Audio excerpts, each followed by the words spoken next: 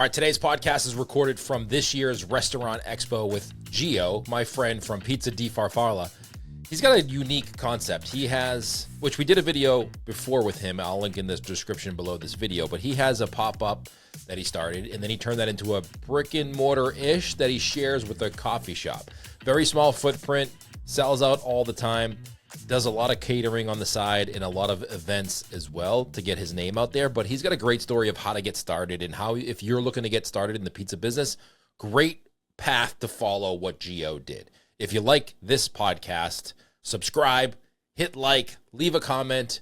We will link up everything that Gio is doing in the description below this video. And here's the interview right now. Hope you enjoy it. So you've been here before. How far is your shop from here? Our shop's like 35 miles southwest of here. So with traffic, a little less than an hour. Okay. Yeah. Somebody from the show was here yesterday. Yeah. Showing me the booth, and they're like, all right, so they know I do pizza. Where's the best pizza in Chicago? Yeah. You're technically not Chicago, right? Technically not Chicago, yeah. Yeah, so I said, not Chicago, but your place is probably one of the best pizzas I've had in Chicago. Thank you, yeah. We love what we do. I mean, like, you've been there, you kind of see the vibe, you know the culture and the community that spot kind of fosters. Yeah. And I think we do something special, you know, like, geography is just a spot, right? Like, it doesn't necessarily mean that you need to be in the city to have good pizza. I think what we do as chefs, pizzaiolos, is like, just comes from how we want to eat pizza. So right. Like, you know, a lot of people complimented us. I always say it's not that far of a drive, you know, without traffic, you're looking at 35 minutes just to get to us, you know, so. I always think too, when I go to places, I like to stay outside of the city itself. Yeah. So I always rent a car, because you can rent a car, especially if you're coming for 2-3 days. It's not that expensive. No. And it's way easier. It's almost the same price as if you Ubered everywhere. Ubered and taxied. And then you have freedom, because you're not subject to waiting or if there's anything available or the price. But I always say, whatever city you go to, get a rental car, stay outside the city a little bit. Because to me, I always say I'm from Boston. And they're like, oh, where's the good places to get in Boston? I'm like, there's not that many. Yeah, right. The best pizza places in Boston are outside. Mm-hmm. Kind of like where yours is compared to Chicago. Yeah. So you just got to get a car and go find that best pizza place. Totally. So I agree. Well, you know what? I didn't even mention the name of your pizza place. What's the name of your pizza place? Pizza di Farfalla. Okay, so great. We got, a little shop, southwest suburbs. Farfalla means butterfly in Italian. We kind of named it after my mom. Before she passed, she said she would come back and visit us as a butterfly. She was always just like a big inspiration in the kitchen in general. I like to think that every once in a while we do some creative things with our pizza, and definitely inspired by just like the home life that we had growing up, you know. So it felt very natural to just call it that. And then the logo itself looks like a butterfly, but also pizza slices, you know, so it kind of ties everything together. I love it. Yeah. And I've had your pizza. Not too many times. I mean, I've done all 700 podcast episodes. Yeah. Not a lot of people who I've had as guests on the podcast I've actually been able to eat in their restaurant. A lot lately because we've been traveling a lot this year. Right. But I have had your pizza, so I can vouch for the fact that it's good pizza. Thanks, man. Sometimes I get someone on the podcast and I'm like, I don't know if their pizza's good. I'm afraid. You got to wing it. Well, then it just becomes conversational. You know, talking to other pizza guys is fun. Definitely. Like, I love it. I enjoy it. I think that's the best part about coming to these shows. Oh, yeah. Yeah, I think, you know, outside of the structured seminars or trainings and then obviously the demos, the networking, I think is the biggest thing. Like learning from others, strengthening any partnerships that you're looking to strengthen, and then just kind of seeing what's out there. Like you always got to, at some capacity, be able to put your mind or wrap your head around evolution of whatever you're doing. I made that mistake. I posted on my Instagram today. When I was operating the pizza shop, I made the huge mistake of not going to these things. Yeah. I never went to Pizza Expo. I never went to any expos. I was just kind of heads down in my pizza shop, just running the pizza shop. Yeah, exactly. Right? I didn't have time. Thought I knew everything. I was young and stupid. Yeah. And if I came to Pizza Expo or Restaurant Expo like this even, I would have learned so much more 100%. And been able to run my business so much better. It would have made my life easier, even if I had to close the shop for 3 or 4 days to do it, which I wish I did. Yeah, and that, you know, that's always an option too. Like thankfully my staff is amazing. Like the fact that I've got guys that are still operating, we're open right now. We're open today. They're going to be doing it. They're going to do it just as well as we would do it if I was there or if anybody else was there. They held it down all day yesterday. Had my son's communion, and they had it. But like building a great staff, and I know you talk about that a lot. You post about that a lot. That is like by outside of obviously having a good product, having a good staff in place is just as important. Definitely, it's probably the most. Your staff, the people that you work with, are your most important asset, but also your most liable asset. Yeah. Like you need them and you need them to be good, but it also, because you need them, can hurt your business if you don't train them and treat them well. Right. Yeah. I like to think the training we do really well. I feel like we treat them really well.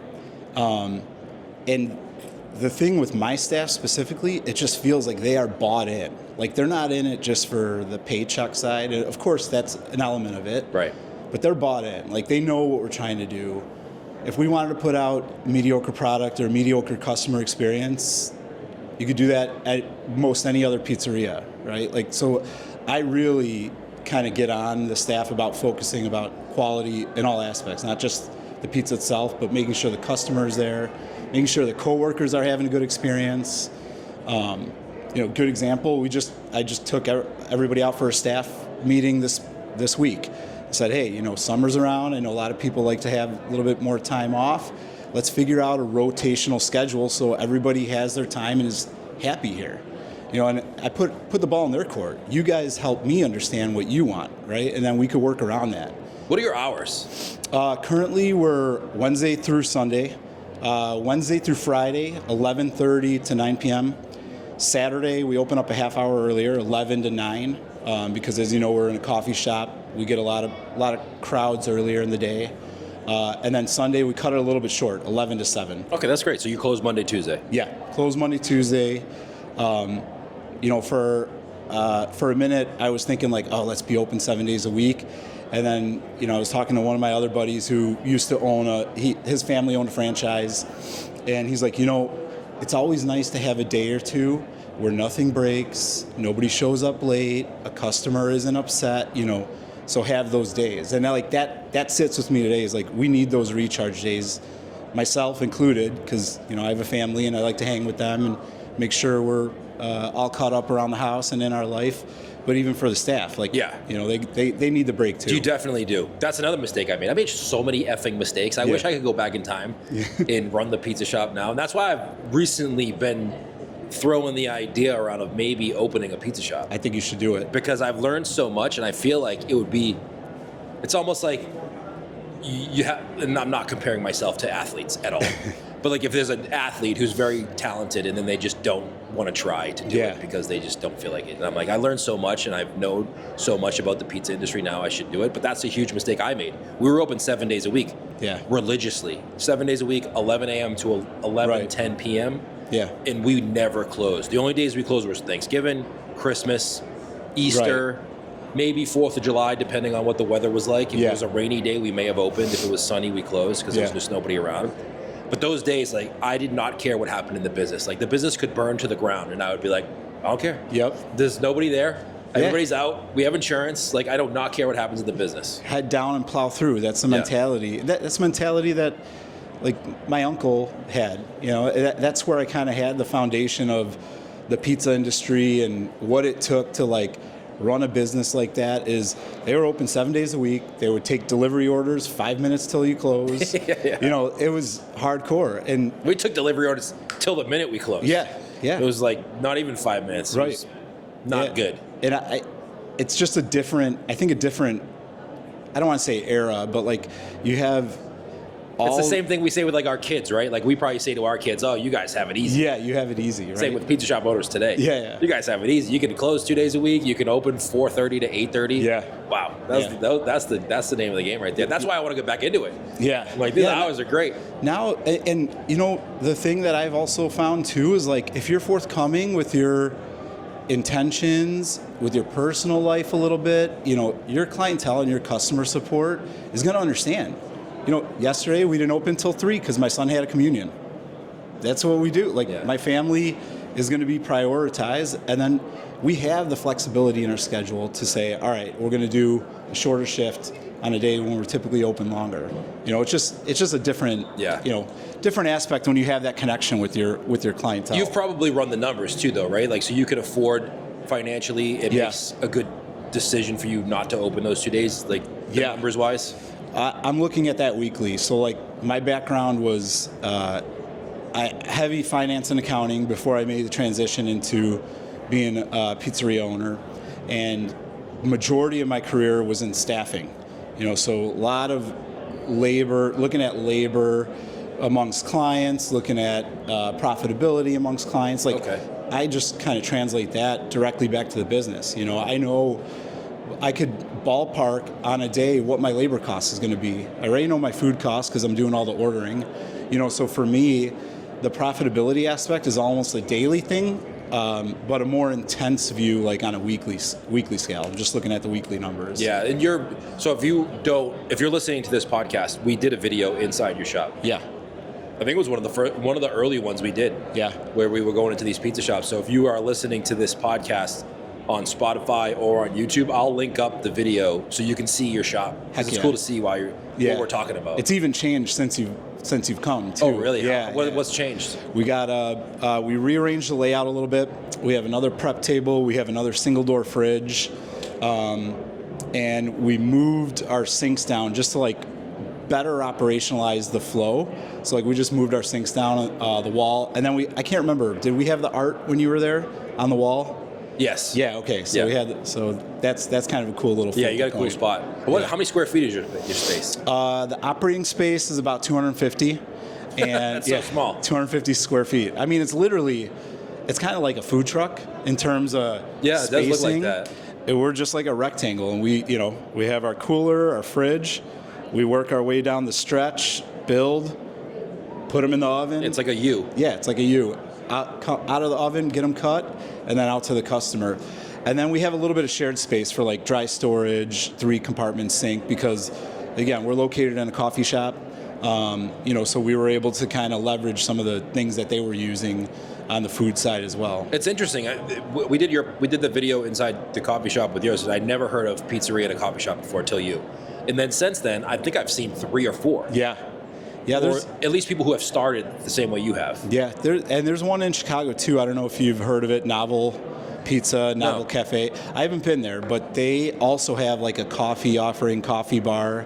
So similar. It's kind of good timing, right? Because there's the space, and coffee only usually operates busy-wise till 1 or 2. Right. And then pizza's perfect to kind of take over that space and work at night. Yeah, I mean, it could be like a good business concept, new business concept that entrepreneurs are willing to put out there and maybe even leverage with other business partners. Yeah. That's how I kind of fell into it with Dan at Ghost Coffee. We were doing pop-ups outside of his shop.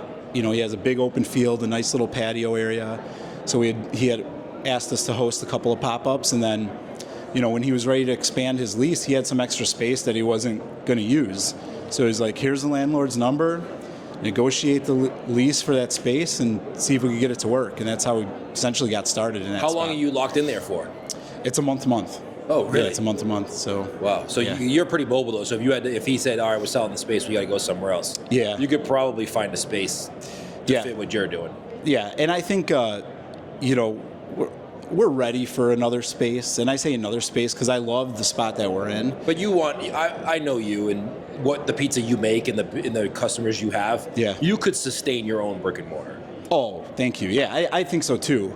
I think we could even build off of what we're doing. Yeah, like I could see you in your own space without being any co-space or anything like that. Yeah, 100, and that's kind of the next step. But you did smart. You started as pop-ups, then you're in this, which is probably a small footprint. Yep. Small amount of capital that you had to come up with. Yep. And then you're building momentum with customers and revenue and saving some money to go to the next step. Building your brand, building the local support. I mean, now we're doing catering gigs kind of obviously in the area that we're in, but we're all the way on the north side of the city. Sometimes we get requests to go out to Michigan, which isn't that far of a drive, but we'll do it just because, again, like we've built our brand off of that pop-up mentality, being very mobile. It's different when we're able to go into somebody's like backyard and be part of the party versus us being at the curb in a food truck where they're going out to go get pizza or, hot dogs or hamburgers. You Right. got all sorts of food trucks. But people seek us just as much for the entertainment and engagement side as the actual catering, So I think we've kind of built ourselves up to the point that people know that they're getting more than just pizza. They're going to get an experience. Typically, I'm at the events.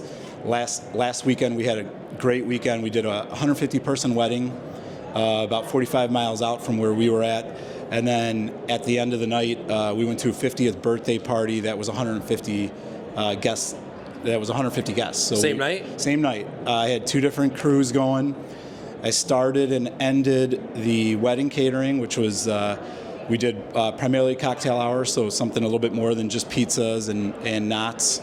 And then at the end of the night, I went over to the party that my other crew started, and we wrapped it up there. And again, having the staff that's trained, willing to do it the way we're willing to do it, allows us to take on multiple gigs like that. Like Sure. 2 years ago, I would have said, no way, we can't even do one of those. Now it's we've done it and we've got it under our belts, and I feel comfortable with. So my daughters are 23, 22, and 18. Yeah. And they want to start a business, and they're like, Dad, maybe if you started a pizza shop, maybe we could be kind of involved with it and help you out. And I'm like, thinking about it, and I'm like, they should probably start a pop-up or something to get a feel for how to do it first. What would you say, like, walk me through the process of like how you started your pop-up? How did you get customers? Like, what equipment? Yeah. How did you figure out what equipment to use and make dough and all that stuff? Yeah, so I was always I consider myself a home chef, right? Like I was always in the kitchen, just experimenting. As I mentioned, I worked at my uncle's pizzerias growing up, so I had a baseline, right? Kind of how to make dough. You got to make a sauce mix. But I was Google searching, brick ovens, because I wanted a brick oven for my home. I loved making pizzas. I loved cooking. And the mobile ovens started popping up. The Unis and Gosnis? The Unis and Gosnis, yeah. I ended up pulling the trigger on an Uni. I was just, baking pizzas at home, posting about them just on my personal account. Finally, one day, my sister, she reached out. She's like, "Hey, all my neighbors see your stuff. They want you to host like a little neighborhood pop-up. I'll coordinate the orders. Why don't you think about it?" I'm like, "Cool, let's do it." So first gig is in my sister's driveway, just almost like a pre-order sort of setup. With one Uni? One Uni. Which Uni was it? It was the Coda 16, the propane-powered Coda 16. And I like the bigger ovens just in general because, you have a little bit more baking surface to work with. You get too close to the flame and you don't know how to bake on those. They're going to burn on the top and not cook on the bottom. So, that oven to me is a great oven to get started, like for a feel on how to bake a good pizza. So did the pop-up. Somebody from that group posted to a Facebook group. A week later, I get a catering request. They're like, "Hey, do you do catering? We got a block party." I said, "Sure, why not? We could pull a staff together." So at this point, it was not a business. It was just something that you were doing at home. Yeah, it was just garage pizzas, patio pizzas.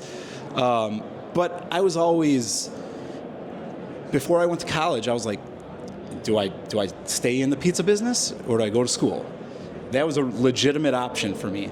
I didn't do it. I went to school, graduated finance, had a career, and this was going to be just kind of like a hobby, a fun little side thing.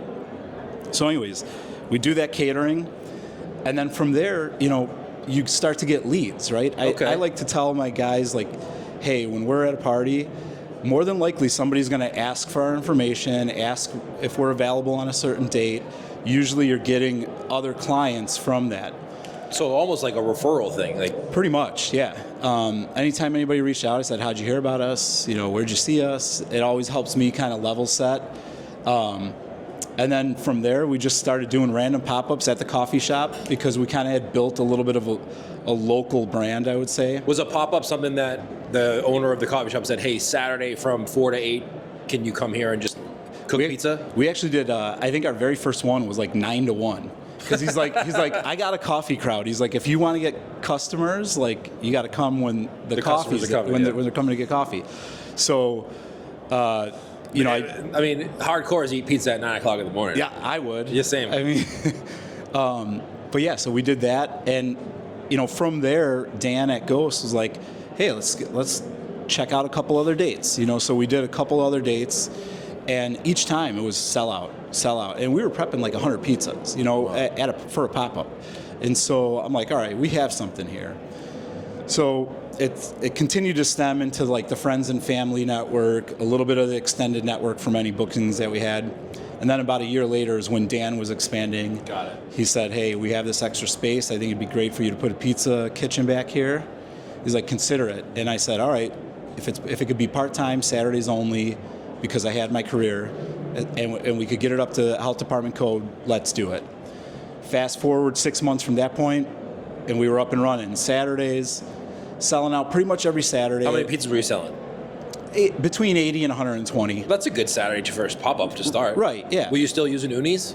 No, well, at the pop-ups, yes. We were only using the unis. Making 100 pizzas in an uni is not easy. It's not. Well, I had to buy multiples. Yeah, So, like, I would line up to 6 unis, and, as great as ovens as they are, any oven's going to need a little bit of a recharge, and when you're trying to crank out volume at that pace, you definitely need the extra stones. Especially when someone's paying you money. Like my sister comes over to my house and she has 4 kids and there's 12 of us, and I have one uni and I'm sweating bullets and no one's paying me anything. Yeah, right. It's just one oven. And you got the kids crying in the corner because they're hungry. I can only imagine like customers who paid you money for this pizza. Yeah. And you want it to come out good. Yeah, 100%. And the thing with me is like, as much as I want to service as quickly as possible, we were never going to send out a shitty pizza, like ever. Like I'd rather have the customer wait and say, hey, I'm sorry, we've got another 15 minutes to get you your order out, to make sure that they got the pizza that we would feel comfortable serving versus just getting it in a box and getting them out of there. So like for us, quality was never a sacrifice. Like we were always going to stay on it. And luckily, I had great family support. My cousin, my uncle's daughter, she was the one that kind of ran the pizzeria that I grew up working in. So she taught me a lot. She was always on those first initial big gigs. I give a lot of credit to her for kind of helping us set the tone and establish the brand. And now our staff is kind of playing that role. They're the ones that are kind of doing that now, which is awesome. How from the day you started in your sister's driveway to opening inside the coffee shop, how long was that process? That was about 18 months. So a year and a half? Year and a half. And I slow played it too. Could you have picked that up a little bit faster if you wanted to? Yeah, I mean, it was tough for me because I had a career, job, I had a 40-hour-a-week commitment, daily job. And, so purchasing equipment, I'm very analytical. I can't make a decision today. If you said this or that, I'd be like, let me take it home, put it in a spreadsheet, and figure out, and I'll let you know next week. So like me trying to buy equipment and product and talking to people, that took longer than I originally wanted. And then of course, you're dealing with the health department. Right. So you submit all your plans and you tell them everything you're wanting to do, and it's kind of on their schedule in a good way, right? Like they're trying to knock out as much as they can. They want people and businesses to open up. They just want to make sure you're doing it right. And thankfully, we had great relationship with them right off the bat. I got to be careful what I say about health inspectors because I used to be like nonchalant about it, but now I'm thinking about opening a pizza shop. I got to be cautious. Now you got to be nice. The memes that you post about health inspectors walking in at 3 p.m. on a Friday as you're ready for the rush. I might have to delete those. Those are those are great. But yeah, it took time, and the good thing is like we did it right. I mostly went all new equipment minus the Pizza Master oven that we now have. You bought that used? I bought that refurbished, yeah. From Pizza Master? From Forza Pizza, Alberto. Okay, yeah, Alberto. Yeah, he's been great, and I consider him a friend now. He's been really good just throughout this whole pizza journey. Yeah, he's got a lot of knowledge too. And he's got industry experience with his family too. Right. So it's always good to have somebody like that that's truly looking out for you. Any regrets so far? Maybe a little bit of a bigger space, because now it's like I wish we had. Are you selling out every day still? No, not every day. Fridays we come close to it, but you can prepare now more ahead of time. Right, we're prepping more, and ideally we try to shoot for like a 48-hour dough, but in reality, most of it's like a 24-hour dough, just because we're turning through it so quickly. Are you doing sourdough or are you doing yeast? Yeast. Good. Yeah, we're doing yeast, and so we can carry over dough. So like now we're just prepping dough because I know that leading into Sunday, we're going to use it all, So Fridays we come close, Saturdays not so much. A week like last week where we're doing a 150 person pizza party at the end of the night, we're using up a lot of dough for that. But sellouts aren't happening as frequently. We're getting a lot of volume still. Yeah, you're more seasoned though, so you know exactly. Like you have numbers now. Yeah. So you can see what we sold this time last year, and you can be a little bit more prepared. Right. And when you're just starting out, you have no sales history of no baseline. Yeah, you have nothing. You don't know what to expect. Yeah, and we just 50 or 100. We just passed our year anniversary of me going full time. So like now I have a year's worth of full week data. And I'm a big data nerd. Just by nature, let alone my prior career. So now I could even look back on that, and now I'm notating everything. Here we did this holiday. We did this pop-up this week, because when you look at your transactions and you see a spike, you're like, all right, our transactions are up, but our ticket sales are down. That means we did an event at our local market, right? Yeah. We were selling slices, so your ticket prices are lower. So like notating and kind of knowing those ebbs and flows really help because like now we could plan. It helps for my staffing side as well. Do you take phone orders or online, or how do people order? No. Yeah. So that kind of keeps getting better and better. Yeah, I know. So that's the other thing. It's like when you reason out phone orders, like I can't tell you the last time I ordered a pizza and I talked to somebody. It's always online. Only if I absolutely have to. Right. So I get that there's maybe a little bit of an older crowd that they don't want to use the online methodology. They don't like the QR codes. We do have a shop text line. So wait, text? We do have a shop text line. So we were just talking about that off. You're like, why doesn't anybody do text orders? We do. Yeah. So we offer text. If somebody calls the text line, we send them kind of an automated message, say, hey, thank you for calling. We don't accept phone calls. Here's a link to today's menu. If you have any questions, we can service it here. Who runs that? Our point of sale, our POS staff. Who is it? Who's your point of sale? So we use cash. Oh, sorry. So my internal point of sale staff member that I have on for that scheduled shift, they're the ones. So it's like a phone in the pizzeria. We're using our iPad. So the point of sale that we use right now is called Cash Drop. Yeah. And we create our menus all through there. We have our links that we're able to copy and send to customers. But we're doing everything right now through Google Voice. Oh, okay. So Google Voice, we have a registered line through the shop. And then our point of sale staff member, whoever I put on as basically the customer facing of the brand for that night, they're the ones that are looking at the iPad. Oh, we have a phone call coming through. They send the automated message through Google Voice, and then it makes it easy. Especially easy for you. Sorry to interrupt. No, you're good. Because of the style of pizzeria you're doing, you don't have a huge menu, which is what I've talked about in the past. Yeah.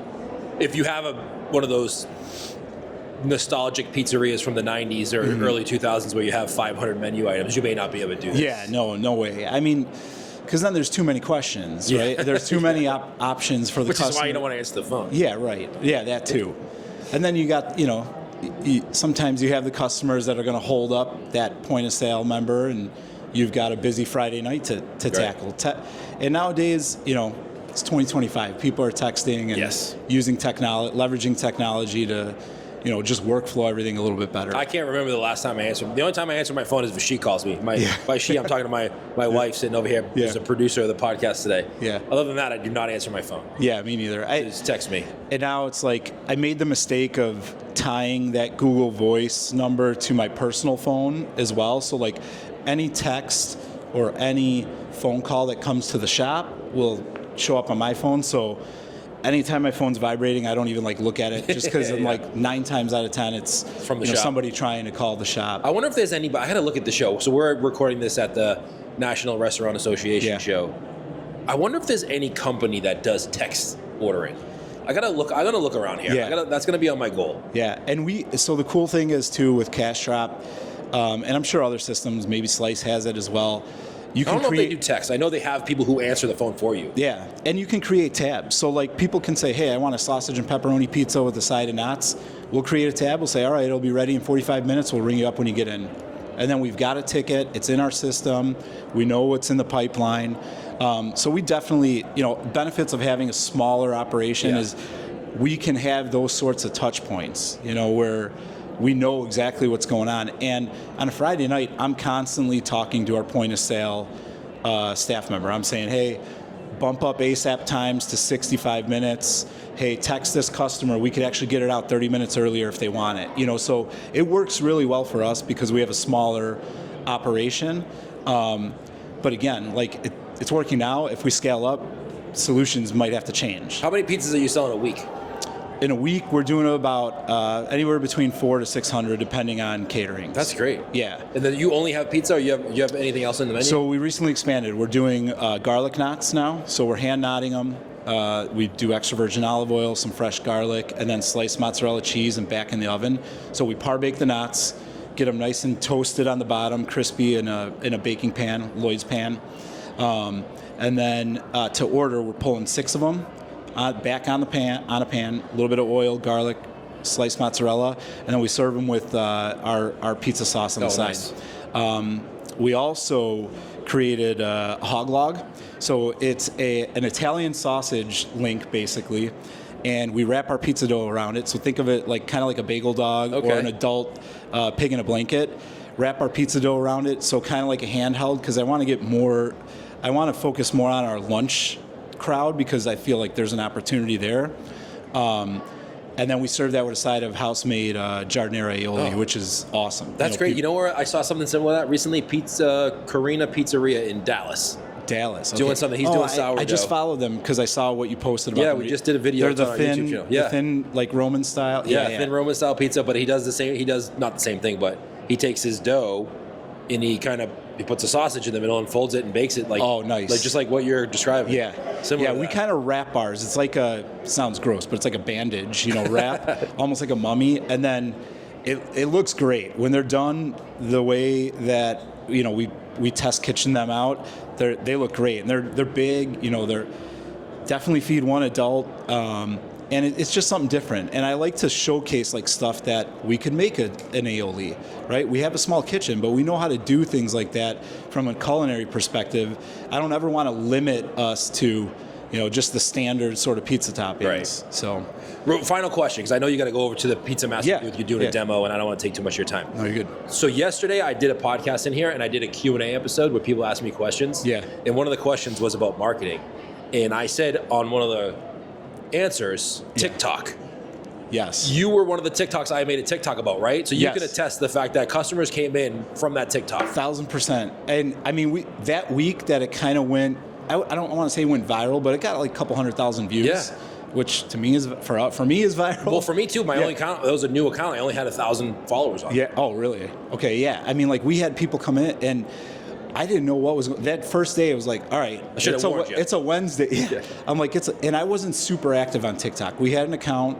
I did mostly Instagram. I only started a Facebook account. Excuse me.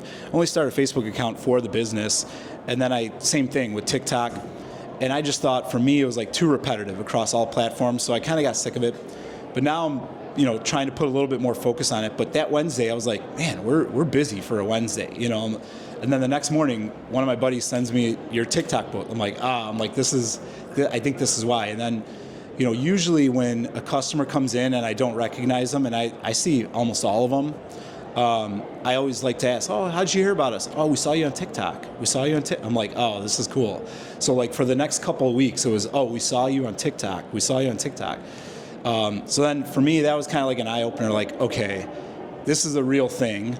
We've never spent $1 on any advertising, including boosting posts. We've never spent $1. It's all been organic.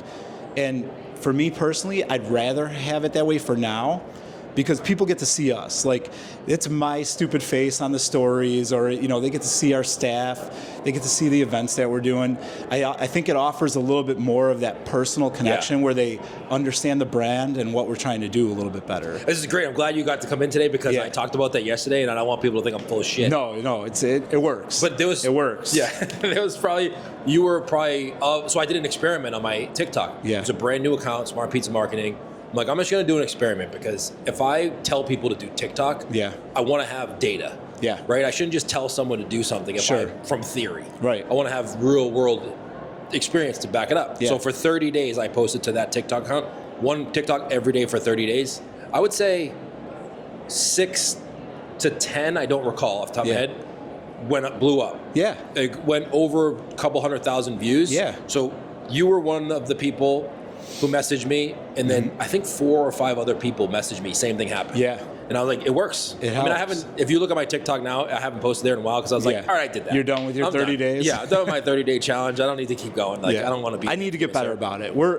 I thought about the idea of letting a staff run account, because they're a little bit into the TikTok-ish era right now. They're a little bit younger. They have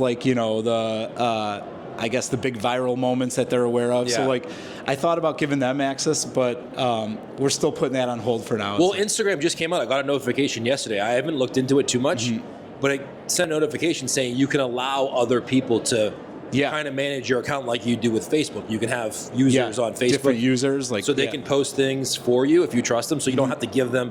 A lot of people get held up with TikTok and Instagram because you got to give them the login information. Yeah. And they don't want to do that. But if TikTok and Instagram allows people to have users or admins or posters, that'd be phenomenal for businesses. Yeah, totally. But TikTok, you should do TikTok, man. I know. I need to get better about it. You've got a unique place too. You're perfect for TikTok. Yeah, I know. We got to start doing that a little bit more. I think from this day forward, we're going to start doing TikTok. All right, excellent. Today is it's Sunday, May 18th. May 18th. You can start tomorrow. All right, I'll start tomorrow. Yeah, we got a long day ahead of us here. You got the day off tomorrow to kind of analyze what you're going to do. No, we actually, we picked up, we're doing a school district teacher appreciation luncheon. Oh. Over 3 days, 7 different sites, almost 600 people. So it'll be pretty cool. Oh, excellent. So give everybody a shout out. Where can they go follow you on TikTok, actually? Yeah, so TikTok, actually all platforms, TikTok, Facebook, Instagram, at Pizza di Farfalla. A lot of people say it's like bow tie pasta, but it really means butterfly, at Pizza di Farfalla. Check us out. We're located in southwest suburbs of Chicago. If you're ever in Chicago, please come and visit. It's really not that far away, and we're located in a really, really cool coffee shop. Definitely. You could spend a couple hours there easily if you made the drive. What I would suggest you do is go there at like 10 or 11, get a coffee, work for a little bit, and then at lunchtime get a pizza. Yep. And then you can eat your pizza, work a little bit more, and then you go. And that's the best way to enjoy our pizza, eat it fresh. Yeah. Everybody does the pickup thing, and I love it. And I think now people know that anytime pizza goes in a box, it's just like a little coffin for the pizza. But if you do that and you hang out and you order it there and you eat it fresh, then you're not going to get anything like it, I think, in that area. I concur. Great pizza. Yeah. So I've had it and I can vouch for it. Giovanni, thank you so much for this. I appreciate it. Thanks, Bruce. It's always a pleasure. You've been awesome. You've always been good. Your accounts, your knowledge, everything. So I appreciate it. Thank you for saying that. Thank you for doing this. I'm happy to see you and happy things are going well for you. Yeah. So thank you so much. And everybody, thank you for watching. Thanks. We'll see you next time. Yeah, see ya. Thanks so much for tuning in to this episode of the How You Slice It podcast. Hopefully you enjoyed this episode. Thank you so much for listening. Hit subscribe, hit like. If you're listening to this on iTunes or Spotify, leave us a review. Helps the show out a lot. Appreciate you all who have already done that. If you're watching on YouTube, hit like, hit subscribe. Let me know where you're watching in the comments below. Tag your restaurant if you want to, or your pizzeria. And everything that we talked about with Gio, we will link up in the description below this video. Thank you so much. We'll see you right back here next week, everybody.